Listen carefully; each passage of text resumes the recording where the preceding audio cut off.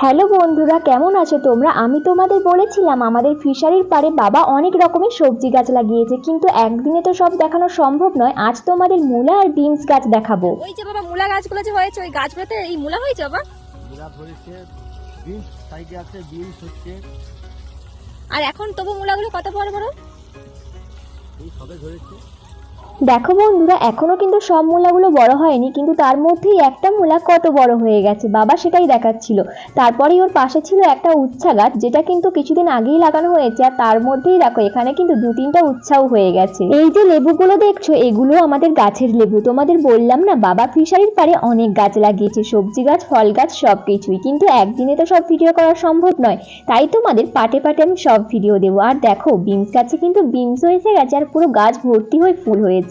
আর এই রকম ভাবে বিনস, ওলকপি, শসা, বেগুন, উচ্ছা অনেক সবজি গাছ রয়েছে। কোনো একদিন তোমাদের ভিডিও করে দেখাবো।